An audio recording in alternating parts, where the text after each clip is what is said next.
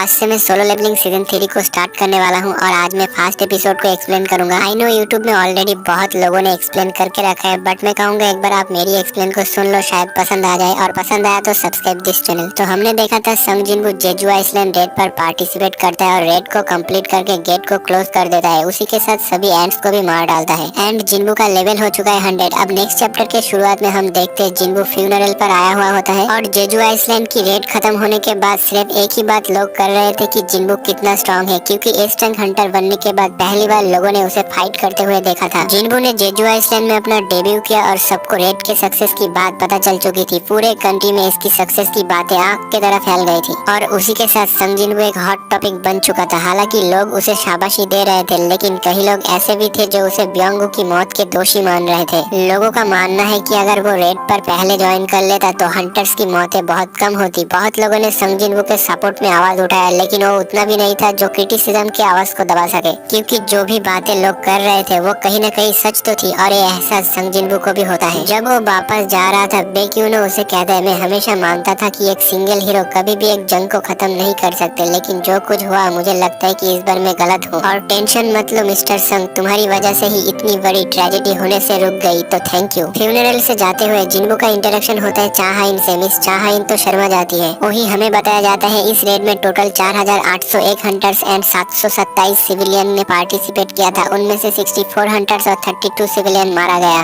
But पिछले 3 red के तुलना में इस बार डेथ रेट बहुत ही कम था। जो भी हो सीन चेंज होता है। जिनवू गोगुन ही के साथ बैठा था। गुन ही जिनवू से पूछता है, तो तुम एक नया गिल्ड बनाना चाहते हो? इस पर मिस्टर गोगुन ही कहता है, सर्टिफाइड एस रैंक हंटर को गिल्ड मास्टर लाइसेंस लेने की जरूरत नहीं होती, तुम्हें सिर्फ एसोसिएशन में एक बार कॉल करना होगा और बाकी काम हम देख लेंगे। जिनवू कहता है ठीक है। वही वो मन में सोचता है, मुझे देखना होगा कि एस रैंक हंटर होने के कितने बेनिफिट मिलते हैं। मिस्टर गोगुन ही उससे पूछता है, बाय द वे क्या तुमने जेजू आइसलैंड में किसी तरह के बैरियर कास्ट किया था? जिनवू कहते हैं नहीं, पर क्यों? मिस्टर गोगुन ही कहते हैं, हमने जेजू आइसलैंड में कुछ हंटर्स को भेजा था जांच पड़ताल और मैजिक क्रिस्टल को कलेक्ट करने के लिए, बट वो सभी लोग अचानक से बेहोश हो गए। इसलिए मैं पूछ रहा था कि तुमने अगर कोई बैरियर कास्ट किया हो और तुम बताना भूल गए हो। जिनवू कहते हैं नहीं, मैंने ऐसा कुछ नहीं किया, पर वो सभी हंटर्स और सोल्जर ने क्या कहा? मिस्टर गोगुन ही कहते हैं, उन्हें बेहोश होने के पहले क्या हुआ था कुछ भी याद नहीं। जो भी हो, एक बंदा आके मिस्टर गो को कुछ बताता है और मिस्टर गोगुन ही जिनवू से कहता है, मुझे जाना होगा, तुम्हारा कीमती वक्त देने के लिए शुक्रिया। जिनवू भी कहते हैं, मुझे भी अब चलना चाहिए। एंड जब वो कार में बैठने ही वाला था, तभी आया एक बंदा आके कहते हैं, मिस्टर संग जिनवू, आपसे मिलकर खुशी हुई। मैं एडम व्हाइट हूँ, federal bureau of Hunter association से। एंड वो अपना विजिटिंग कार्ड देके कहता है, ऐसे अचानक आने के लिए माफ करना, बट आपसे मिलना मुश्किल है, मैं आपके ऑफिस में भी गया था। संग जिनवू को याद आता है कि जिन्होंने इसके बारे में उसे पहले बताया था कि एक फॉरेन बंदा उससे मिलने के लिए गिल्ड पर आया था। जो भी हो, ये बंदा एडम कहते हैं, मुझे आपसे थोड़ी इन्फॉर्मेशन शेयर करनी थी। जिनवू कहते हैं, इन्फॉर्मेशन? ये बंदा कहता है, पूरे दुनिया में ऐसी कोई कंट्री नहीं होगी जो ये इन्फॉर्मेशन तुम्हें दे सकता है हमारे अलावा। जिनवू कहते हैं, तो तुम ऐसी इन्फॉर्मेशन मुझ जैसे के साथ शेयर क्यों करना चाहते हो? एडम कहते हैं, हम कुछ स्पेशल लोगों को इन्फॉर्मेशन देकर उनसे बेनिफिट लेते हैं और जेजू आइसलैंड में तुम्हारा बहुत बड़ा इंप्रेशन पड़ा है, इसलिए हमारे डायरेक्टर तुमसे पर्सनली मिलना चाहती है। अब इससे ज्यादा डिटेल्स हमारी डेप्यूटी डायरेक्टर तुम्हें बताएगा, तो क्या तुम चलना पसंद करोगे? मेरी कार यहीं पर ही खड़ा है। जिनवू कहते हैं, मुझे नहीं पता कि तुम कौन सी स्पेशल इन्फॉर्मेशन मुझसे शेयर करना चाहते हो और वो मेरे काम की भी है या नहीं। एडम अब बता देता है कि एक अपग्रेडर जो दूसरे एवोकेन की एबिलिटीज को ताकतवर बना दे। कभी तुमने इसके बारे में सुना है? जिनवू तो शॉक होता है एंड अगले ही पल वो उन लोगों के साथ यहाँ पर आ जाता है। जिनवू यहाँ के फेडरल ब्यूरो ऑफ हंटर्स के डेप्यूटी डायरेक्टर माइकल से मिलता है। वही एडम कहते हैं, आज मैं यहाँ पर तुम्हारा ट्रांसलेटर बनूंगा। जिनवू पूछता है, क्या ये सच में पॉसिबल है कि एक हंटर की एबिलिटीज को अपग्रेड किया जा सकता है? डेप्यूटी डायरेक्टर माइकल कहते हैं, बिल्कुल ऐसा ही कुछ एबिलिटीज के साथ हमारे साथ कोई यहाँ पर है। एंड वो एक आदमी से कहते हैं, जाओ जाके मिस नोर्मा सेलेनर को बुला के लाओ। हम देखते मिस नोर्मा यहाँ पर आती है। जिनवू इसे देखकर समझ जाता है कि ये बाकी एवोकेनर से अलग है। माइकल कहते हैं, मिस नोर्मा प्लीज क्या आप मिस्टर संग जिनवू को अपने पावर के बारे में बता सकती है? मिस नोर्मा संग जिनवू से कहती है, एक बार मेरे पावर को देखने के बाद तुम भी उसे मानने लगोगे। एंड वो जिनवू के पास आके कहती है, तुम्हें पता ही होगा कि हर एक एवोकेन की स्ट्रेंथ की एक लिमिट होती है, कोई भी उस लिमिट को पार नहीं कर सकता। जिनवू कहते हैं, तो आप कह रहे हैं कि आप इस चीज को बदल सकती है? नोर्मा कहते हैं, हाँ मेरे पास ये पावर है जिससे मैं एवोकेन को अपने लिमिट के परे भी ले जा सकती हूँ एंड 3 स्टेज के प्रोसेस से मैं ये चीज कर सकती हूँ। माइकल कहता है, इन्होंने जो अभी कहा वो सब कुछ सच है, बट मिस नोर्मा को बहुत लंबा आराम चाहिए होता है जब जब वो अपने पावर्स को यूज करती है, तो इसलिए साल में करीब 2 या 4 हंटर ही इसका फायदा उठा सकता है। वही जिनवू पूछता है, ये प्रोसेस कितना इफेक्टिव है? मिस नोर्मा कहती है, इस प्रोसेस से पावर 20% से 30% इंक्रीज हो सकती है। इस पर जिन्बू को समझ आता है कि इस वजह से ही वांग डोंगसू साउथ कोरिया छोड़कर अमेरिका भाग गया था। जो भी हो, मिस नोर्मा अपना काम स्टार्ट कर देती है एंड जिन्बू का हाथ पकड़ के वो कहती है अपना आंख बंद करो, यही फास्ट है। और नोर्मा अब जिन्बू के अंदर घुसती है, जहाँ पर वो नोटिस करती है उसकी चारों तरफ सिर्फ डार्कनेस छाया हुआ है। तभी वो पीछे की तरफ देखती है, जहाँ पर एक इंसान उससे बहुत ही भयानक नजर से देख रहा होता है। इसे देखकर मिस नोर्मा तो बहुत ही डर जाती है और वो चिल्लाने लगती है, जिसे देखकर एक बंदा जिन्बू के ऊपर बंदूक तान देता है। वही माइकल कहता है, अबे तू गधा है क्या? अगर तुझे मिस नोर्मा की फिक्र है तो जाके उन्हें चेक करना।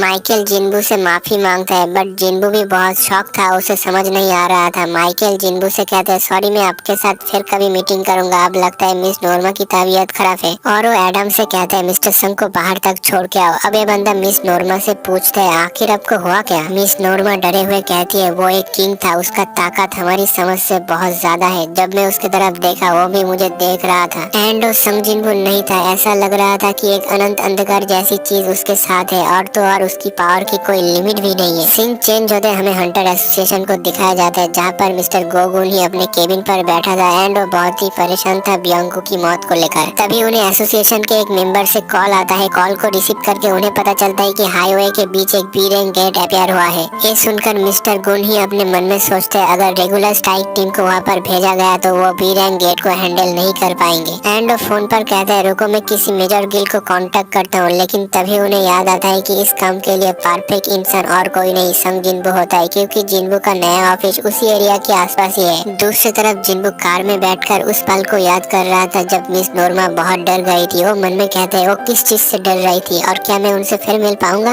जो भी हो, जिन्बू देखते हैं यहाँ पर बहुत ही ट्रैफिक जैम हुआ है। वो कहते हैं, इसलिए मैं सबवे प्रेफर करता हूँ। और इसी दौरान उसके पास मिस्टर गोगुन ही का कॉल आता है। कॉल को उठा के जिन्बू कहता है, मैं आपका क्या हेल्प कर सकती हूँ? मिस्टर गोगुन ही बताता है, हाईवे के बीच में एक गेट अपियर हुआ है और क्या वो उसे उनके लिए क्लियर कर सकता है? जिन्बू कहते हैं, ये सब तो मैं कर लूंगा, पर क्या बिना एंट्री परमिट के वो लोग मुझे अंदर घुसने देंगे? अब मिस्टर गोगुन ही थोड़ा मुस्कुरा के कहते हैं, मुझे ये बताओ उस एंट्री परमिट का इंचार्ज कौन है? जिन्बू कहते हैं, हंटर एसोसिएशन। मिस्टर गोगुन ही कहते हैं, और तुम इस वक्त किससे बात कर रहे हो? जिन्बू को समझ आता है कि वो एक बेतुका सवाल पूछ रहा था। उसके बाद सीन चेंज होता है, हमें उस जगह को दिखाया जाता है जहाँ पर बी रैंक गेट अपियर हुआ है। जिन्बू गेट की तरफ जा रहा था, तभी एसोसिएशन की एक लड़की उसे रोक देती है और वो कहती है, क्या तुम एस रैंक हंटर संग जिन्बू हो? लेकिन इससे कोई फर्क नहीं पड़ता, तुम्हें रूल्स को मानना ही होगा। तो क्या तुम्हारे पास एंट्री परमिट है गेट के अंदर जाने के लिए? जिन्बू के पास कोई ऑप्शन नहीं होता एंड वो मिस्टर गोगुन ही को कॉल लगा के उस लड़की को देता है बात करने के लिए। वो लड़की तो डर जाती है। वो कहती है, कॉल पर कौन है? जिन्बू कहते हैं, लाइन पर वो आदमी है जिसे तुम मना नहीं कर सकते। वही वो लड़की अब मिस्टर गोगुन ही से माफी मांगती है एंड जिन्बू को अंदर जाने की परमिशन दे देती है। जिन्बू जब गेट के अंदर जाता है तो यहाँ के सभी लोग शॉक्ड होता है, क्योंकि ये जो गेट होता है ये रेड गेट में बदल जाता है। और अब सीन डंजन में शिफ्ट होता है। हम जिन्बू को देखते हैं, वो चारों तरफ देखकर कहता है, मुझे ऐसा लगता है कि मैं रेड गेट में आ चुका हूँ और बाहर जाने का गेट भी बंद हो चुका है। लगता है मुझे इस गेट को क्लियर करना ही होगा। उसी के साथ जिन्बू को अपने मॉम की बात याद आती है, जहाँ पर उसकी मॉम को उसके हंटर बनने से कोई प्रॉब्लम नहीं है, क्योंकि उसका डैड भी एक हंटर था और जिन्बू के अंदर उनका ही खून दौड़ रहा है। बट उसकी मॉम कहती है, अपना ख्याल रखना और खुद को ज्यादा पुश मत करना। जिन्बू को ये बात से रिलीफ फील होता है कि उसकी मॉम को उसके हंटर बनने से कोई ऐतराज नहीं। तभी जिन्बू के सामने कुछ बीस्ट अपियर हो जाते हैं और जिन्बू भी अपना शैडो आर्मी बाहर निकल लेता है एंड देन इनके बीच फाइट स्टार्ट हो जाता है। और जिन्बू का शैडो आर्मी काफी अच्छे से इस फाइट को हैंडल कर रहा होता है। उसी के साथ हमें नैरेटर के थ्रू बताया जाता है कि हंटर्स हंट करने के लिए पैदा होते हैं और मैजिक बीस्ट ही उनका अकेला दुश्मन नहीं है जिनसे वो लड़ते हैं। हंटर्स को हमेशा चौकन्ना रहना पड़ता है कि वो कहीं खुद ही शिकार न बन जाए, क्योंकि दुश्मन कभी भी आ सकता है। तो फास्ट एड हंटर्स को कभी भी अपना गार्ड डाउन नहीं करना चाहिए, भले ही लाखों बीस्ट को हंट क्यों न करे। हंटर्स कभी भी हंटिंग करना नहीं रोकेंगे, एक भी हंटर नहीं रुकने वाला। और अब हमें दिखाया जाता है संग जिन्बू का जो अगला टारगेट होने वाला है वो नेशनल लेवल हंटर्स होंगे। उसके बाद सीन चेंज होता है, हम एक हंटर को देखते हैं जो बहुत ही डरा हुआ था और उसके सामने फ्रॉस्ट मोनार्क खड़ा था। वो कहता है, फिर से मैं जिस बंदे को ढूंढ रहा हूँ, the greatest fragment of brilliant light, वो यहाँ पर भी नहीं है। तभी फ्रॉस्ट मोनार्क देखता है कि यहाँ पर कोई आया है। वो उससे पूछता है, तुम यहाँ पर क्या कर रहे हो यागुमंट? क्रिएचर देखने वाला ये बंदा यागुमंट एक मोनार्क है। वो जवाब देता है, मैं तुम्हें यहाँ पर ईस्टलैंड के बारे में बताने के लिए आया हूँ और ये बंदा यहाँ पर साउथ कोरिया की बात कर रहा है। फ्रॉस्ट मोनार्क कहता है, तुम उस छोटे से जगह की बात कर रहे हो जहाँ पर शैडो मोनार्क रह रहा है, तो तुम तो उसे मारने के लिए गए थे। यागुमंट कहते हैं, साउथ में रूलर्स ने अपनी आर्मी को जमा जमा किया है। लगता है कि वो लोग कुछ प्लान कर रहा है और इस प्लान के बारे में हमें अभी भी डिटेल्स में नहीं बताया गया है। बट यागुमंड कहता है अगर आर्किटेक्ट अपना काम सही से करता है तो कोई प्रॉब्लम नहीं होगा। फ्रॉस्ट मोनार्क कहता है फिर शैडो मोनार्क का क्या होगा? लेकिन यागुमंड अजीब सा स्माइल देके कहता है मेरे पास तुम्हारे लिए एक खुशखबरी है। उस जगह पर यानी साउथ कोरिया पर ब्रिलियंट लाइट का ग्रेटेस्ट फ्रैगमेंट भी मौजूद है, तो क्या तुम जाओगे? फ्रॉस्ट मोनार्क कहता है बिल्कुल, लेकिन उससे पहले मुझे लगता है कि हमें इस जगह पर धोखे से बुलाया गया है। तभी उनके सामने जिन्बू का डैड आ जाता है, बट ये लोग उस पर ज्यादा फोकस नहीं करते एंड फ्रॉस्ट मोनार्क एक गेट ओपन करता है यहाँ से जाने के लिए, लेकिन उससे पहले ही जिन्बू का डैड उस पर हमला कर देता है। बट फ्रॉस्ट मोनार्क एक सील क्रिएट करके उस अटैक को ब्लॉक करता है एंड इस जगह पर एक बहुत बड़ा एक्सप्लोशन होता है और सीन चेंज होता है डंजन में। हम देखते हैं जिन्बू के सामने काफी सारे बीस्ट खड़ा था, बट उसका शैडो आर्मी इन सबको बहुत अच्छे से हैंडल कर रहा होता है। अब जिन्बू अपना इन्वेंटरी से उस चाबी को निकालता है जो उसे कार्स रैंडम बॉक्स से मिली थी और इस चाबी का जो रिक्रूटमेंट होता है वो पूरा हो चुका है जब वो 100 लेवल पर पहुंच गया था। एंड हमें पता चलता है ये जो चाबी है वो कार्टेनॉन टेम्पल की है और ये वही जगह है जहाँ पर जिन्बू को अपनी पावर मिली थी। जिन्बू इस चाबी को पकड़ के सोचता है मैं उस डबल डंजन के बारे में कभी नहीं भूल सकता और अब सिस्टम मुझे फिर से वही जगह जाने के लिए कह रहा है जहाँ पर ये सब शुरू हुआ था। लेकिन इस बार बात कुछ अलग है और तुम लोग देख सकते हो अब जिन्बू कितना बदल चुका है। बंदे को समझ में आता है ये सब जो उसके साथ हो रहा है वो सब पहले से ही किसी का प्लान है और वो उसे वापस बुला रहा है। जिन्बू कहते हैं अगर ऐसी बात है तो थोड़ी देर रुक जाओ, मैं आ रहा हूँ। उसी के साथ हमें उस गॉड का स्टैचू दिखाया जाता है जो बहुत ही क्रीपी सा स्माइल दे रहा था। उसी के साथ ये एपिसोड यहीं पर ही खत्म हो जाता है। अगर एक्सप्लेनेशन देखते देखते यहाँ तक पहुँच चुके तो लाइक शेयर सब्सक्राइब कर देना और आप लोग बताओ आप लोगों को कौन सा पार्ट अच्छा लगा।